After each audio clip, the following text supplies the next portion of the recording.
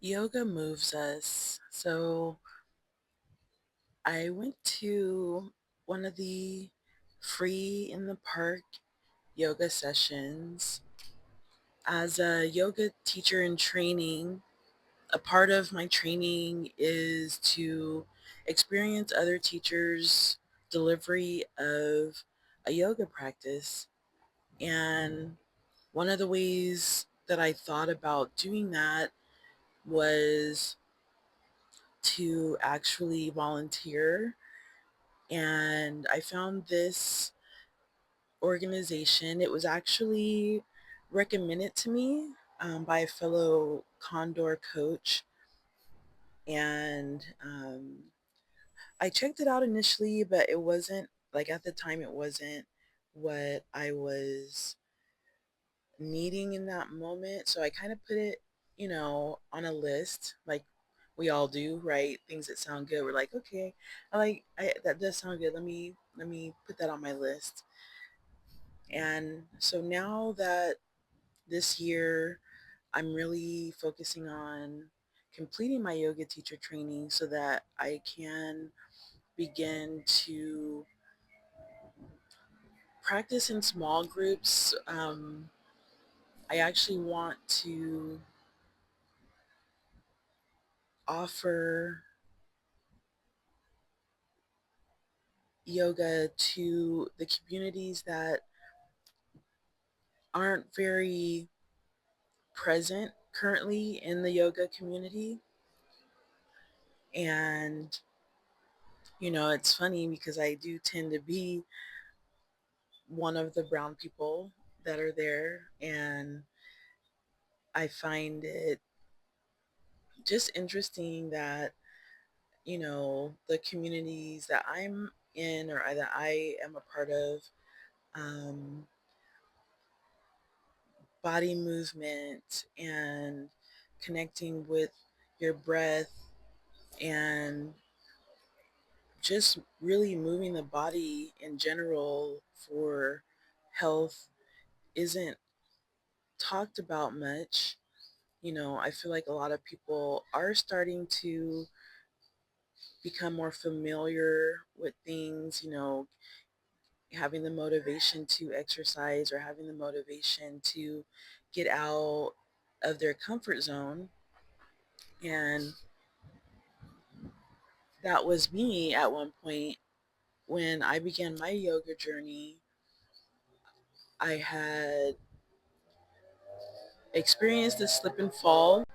And with that slip and fall, it's taken me years to actually heal or even begin to feel like I was healing because, like in previous videos, I've talked about when we're in pain from an injury, a lot of times our body has created an internal cast to help protect the nerves, the arteries, depending on where it's at, joints or bones. And so the injury can linger, especially if you are someone like myself who doesn't particularly care for over the counter or even prescribed pain relievers. And it's for a number of reasons. And so I've been on a journey of naturally relieving my pain, finding natural paths that lead to the result that I'm looking for. And it's been about 6 years now. And I'm finally starting to feel my spine in places where it was holding on. And the areas are very, very tender. Like, it's a little hard to describe, but it is a very tender feeling, almost like you worked out a whole bunch and like now the muscles are, they're really tender. You feel like you need to soak your muscles and things like that. And so I have actually been, and I want to bring that up, taking soaking baths where I do soak in a type of different types of Epsom salt recipes.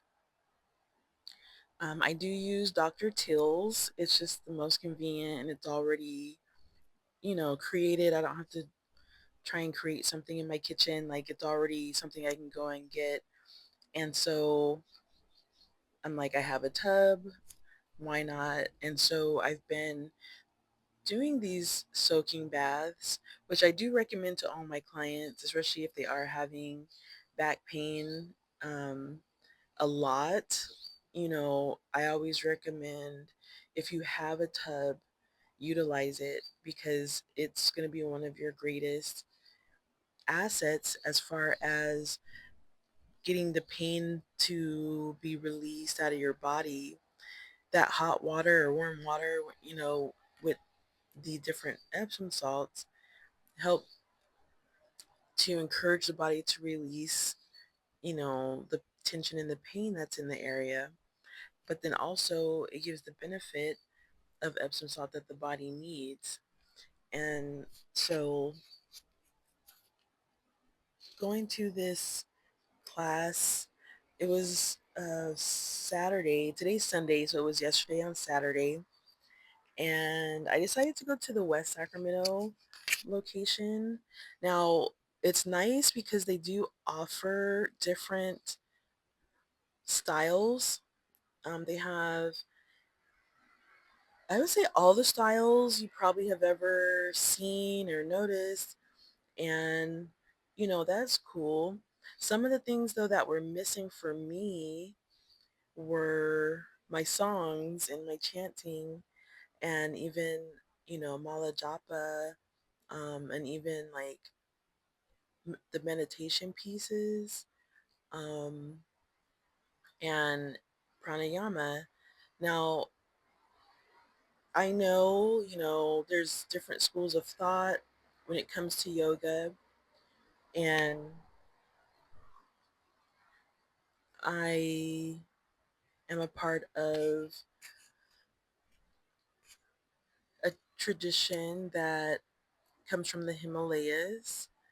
All yoga and Ayurveda information kind of is the root from there. But once it comes into the Western world, it gets diced up and sliced up and altered and taken apart, and only certain parts are given to people. Um, I feel that when I deliver it, and that's the other part that I'm like, okay, as a yoga teacher myself, what did I notice was missing from me in the class?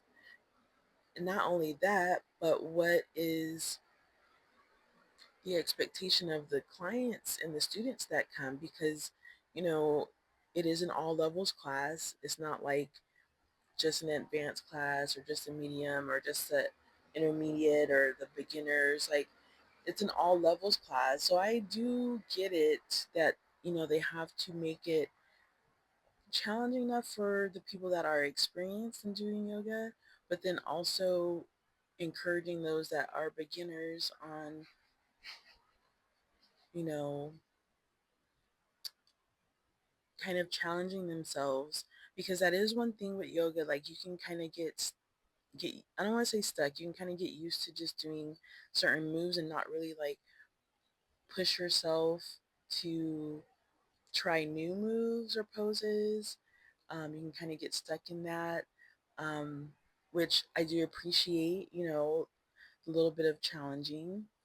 Um, and, one big thing I want to make a note of is pacing.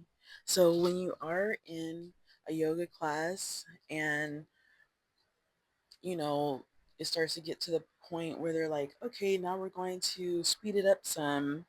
And you're over there like, hey, I'm good with the speed I'm going. Like, stay at the speed you're going. Um, that's the one thing I feel like a lot of us have to uh, think about is, are we following our breath, or are we leading, or are we letting the body lead us, or where's our breath in our movement? Because when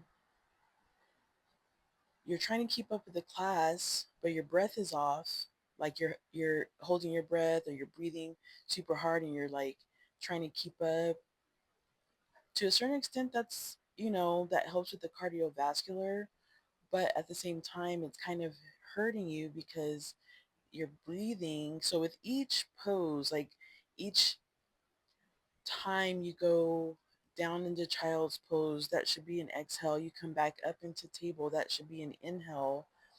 Back down into up into down dog, that's an exhale. And a lot of times downward dog is kind of the place where a lot of teachers will have the whole class meet in, like let's meet in down dog. And then they kind of start the flow from there. And so when you are in down dog, that is a really good practice to get used to, um, breathing, and also building and creating strength in the shoulders and the back. But focusing on the breath, a lot of people try and, get their legs straight, but their back is bent. Like, because the idea of downward dog is that your back is straight and your knees, it's better if they're bent, if that allows your back to be straight, versus the other way around with straight legs and your back bent. And so it was a beautiful class. I did enjoy my time out with the ladies. It wasn't huge class. It was less than 10 people, which I've noticed it typically is in a lot of yoga classes. They're usually not super, super huge. I guess unless, the instructor is like some super popular person or whatnot, then the class might be bigger, but I haven't experienced that yet, where, the class was super big or whatever. It was a little interesting though because the a lot of the ladies that were there, they were a little bit older, so that's the other thing. What ages are going to be coming to show up to see you, and so these are all the things that I'm thinking about because I'll be um, I, I'll be teaching here soon, as far as like for an organization or at a space. And like I said, I'm doing the volunteer first just to help me work out you know, the nerves, or teaching to people in person that I don't know. It's really interesting. I'm kind of more comfortable on camera recording a video, but I do realize like I have to actually get out and meet people in person as well. I can't just be online, or I don't want to say online, just on video. Uh, it would be better to um,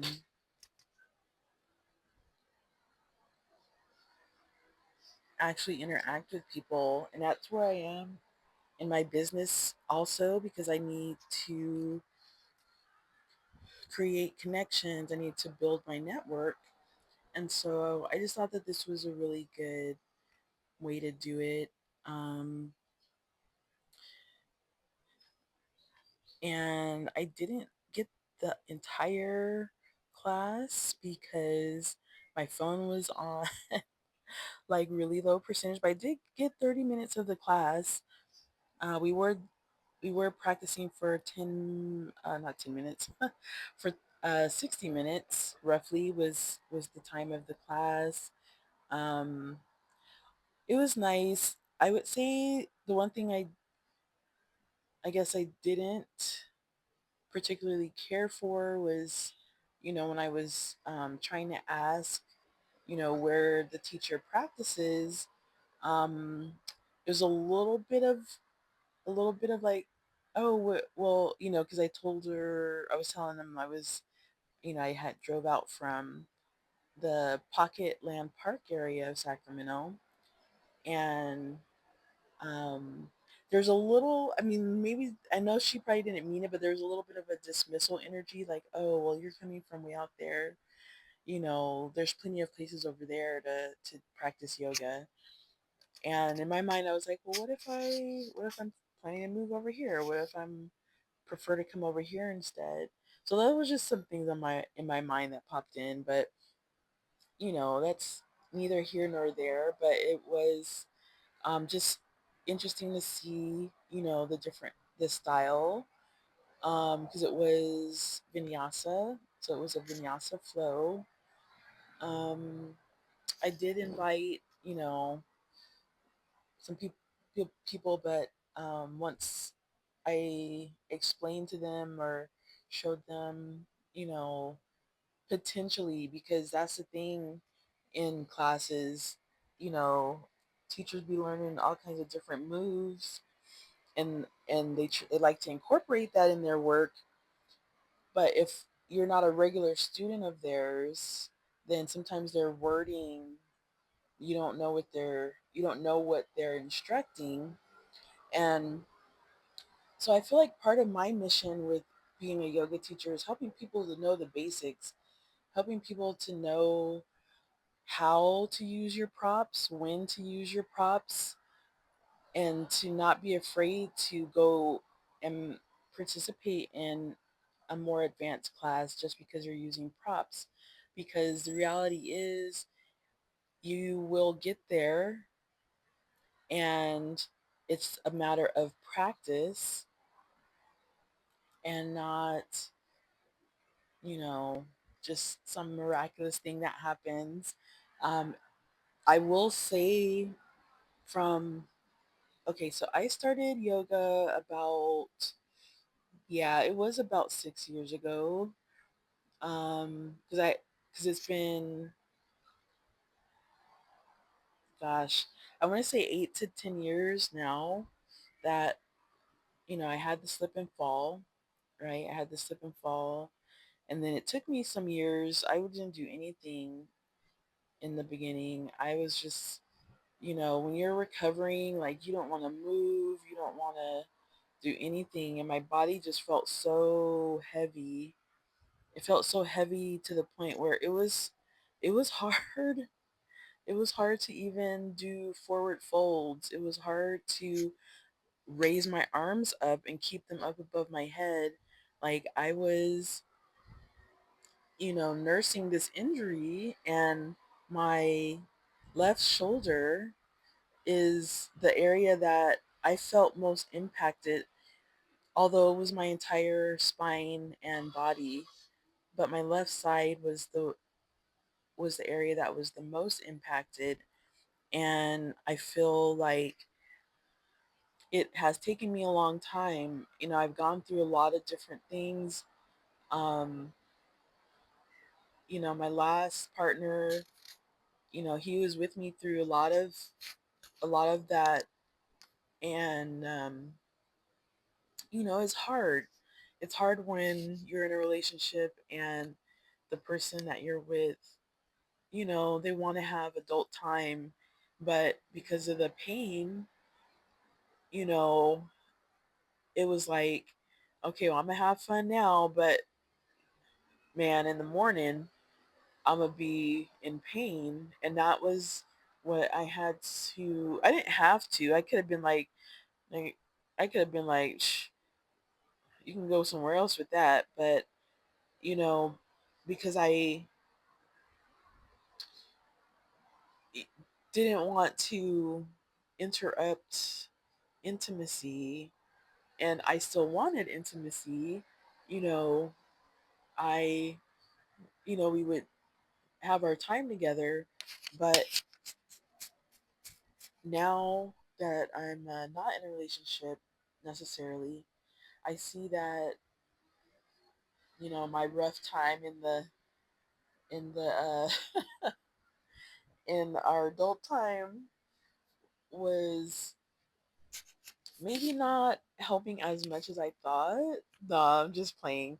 No, I don't want to say it like that, but I feel like, because I'm still young. I'm not like some old lady like trying to just be sitting in my house all day. Like, so we would try and do things, but like a lot of the times my pain would prevent it, and you know, and then he's over there thinking I'm creating excuses when it's like, how do you explain the pain that you're in? Like, other people just don't understand, especially if you're someone like myself who doesn't take injections or who doesn't take over the counter pain relievers or even prescription pain relievers. Like, how do you communicate that? And unfortunately, a lot of us communicate that through arguing and, you know, not getting along with the other person after a while and stuff like that.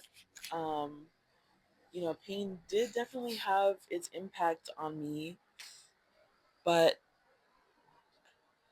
I've been having to push through, really. And now, because, some stuff happened, um, we broke up, and I had to come to realizations that I need to focus on myself right now and help my spine to feel safe, because it wasn't feeling safe. It was still guarding, it was still holding. And that's why it feels so tender, because now, especially with the laterals and the twists in yoga that we've been doing in my yoga teacher training, those have really been unlocking my spine. And so, as it's been unlocking my spine, I'm like, oh man, I really feel like, they say you don't feel like your obliques and your spine muscles, but because my nerve endings in those areas are still very alert, I feel every movement in my spine and my body. And I had to go ahead and like get some body work done because it had got to the point where I was like, oh man, like it was. And so I'm still on the goal of getting massage once a week because it's needed. For one, I want to say it's required at this point. Like need I really need it. And so, getting to the place, like a lot of these moves you see me doing in this video, and the holds are where it's at. The holds are what are really testing you in yoga. A lot of times we're like moving, in and out of these postures. That's easy, for the most part, especially if you know the move that that's coming up and you're like, okay, let me go ahead and do this, do that. And but when you hold the pose and you find your breath, that's the true test, I feel, of your strength, of your practice. It shows in those holds. And I've been a lot more diligent lately. I feel like being being a um,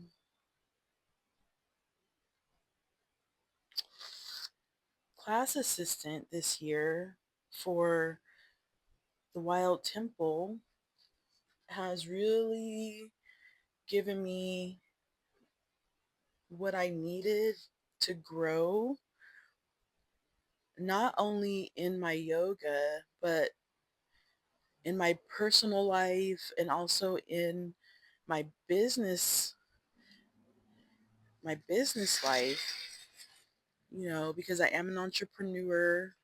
I can be high strung naturally without even, having a business to worry about. Like, I'm naturally high strung, and finding this outlet has been nothing short of miraculous, honestly. I feel like um,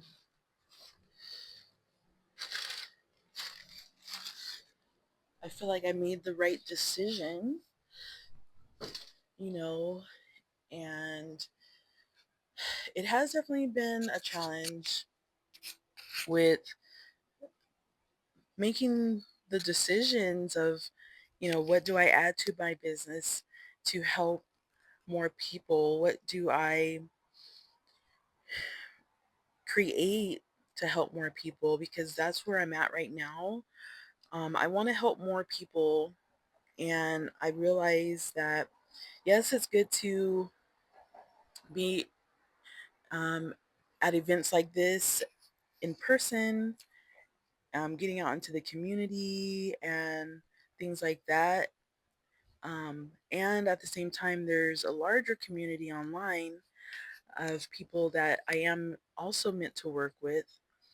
And so that's why I'm starting to be more structured in my videos, showing myself more, showing me, like, my entire body. Because, a lot of people online, we only see half of them, right? We only see the from their waist up, or even from their chest up sometimes, and it's never the full person showing up.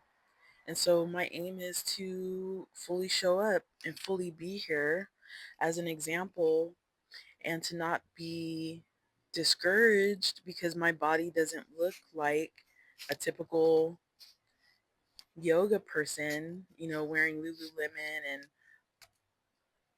all of these things. And I want to help other body shapes know that yoga is for you as well. Like, it's the way I practice it, right? Like I mentioned a moment ago, that it felt incomplete. It felt like we only did we only did asana, and that was it. And yoga is so much more than just asana. And I feel like teachers are encouraging people to be okay with that, so to say. Like, be okay with the fact that you're only doing body movements, but there's no other breath training with pranayama. There's no mantra, to help really seal in the teachings of the yoga. There's no chanting. That's the kind of yoga that I like, and that I'm going to be offering, because it helps the session to be more well-rounded. So, this isn't a super critique on just this class. This is in general. I and that's why I'm going to these, because I feel like I need to see what's already out there, and I need to be different. Um, Not being different in trying to get a whole bunch of people or whatever, but being different in delivering authentic yoga, and not the Western only version. I find it interesting that sometimes the teachers will be like, "Oh yeah, I just got back from Bali, or I just got back from Thailand," and things like that. But then they're not incorporating any of those things into the session. So I don't know. It just feels a little interesting in that way for me. And I think that the entire community of yoga can improve in helping people to realize that it's not just asana, right? Um, and then two, Shavasana was a little bit short, in my opinion. Like we did so much movement, but then Shavasana was in Shavasana, for those of you that don't know, that's at the end where either the teacher will have you lie on your back, they may cue you to grab your blankets or bolsters or anything to help you feel comfortable and relaxed, as you lay in Shavasana, and excuse me, and or even on your stomach. But um, it's interesting that was slightly picking up on a little bit of judgment from the teacher. Not, to say that she was judging everybody, even though she said she wasn't, but um, it was interesting because uh, I felt like, because I was starting to do certain like mudras a little bit, because when I've been practicing, that's how I practice. And it's interesting too, because you can tell, I feel like, or well, I can tell. I don't know if other people can tell. Maybe it's just me, but I can tell when a person is a yoga teacher versus someone who just goes to yoga classes. Um, there's a different kind of flow with them. And maybe that's what she was noticing. I don't know, but I was definitely being conscious of going with my breath, how my body was moving.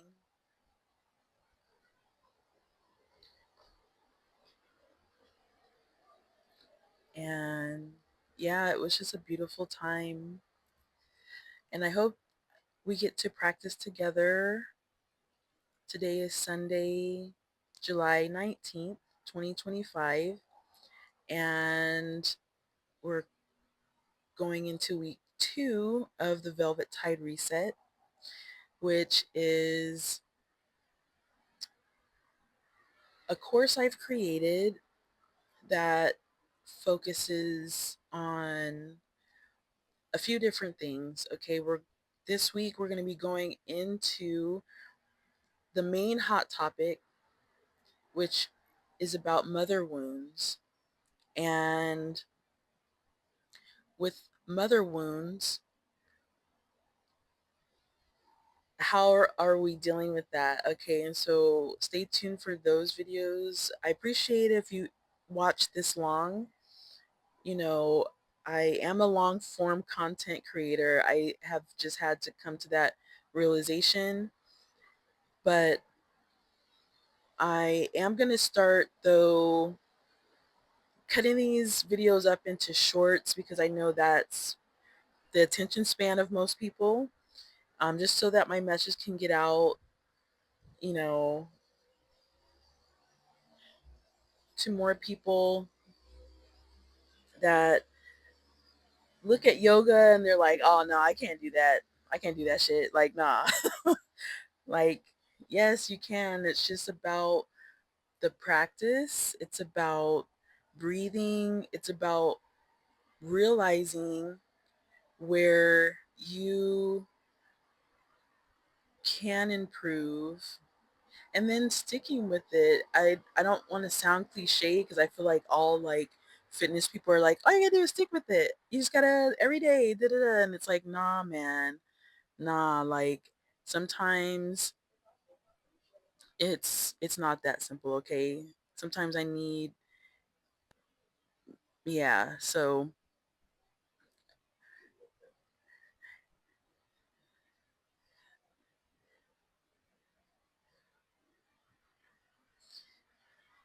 and I just before I go, just want to remind all of us that our bodies are the real Bugattis, but maintenance is long, long overdue. Once you know thyself, you will know all things.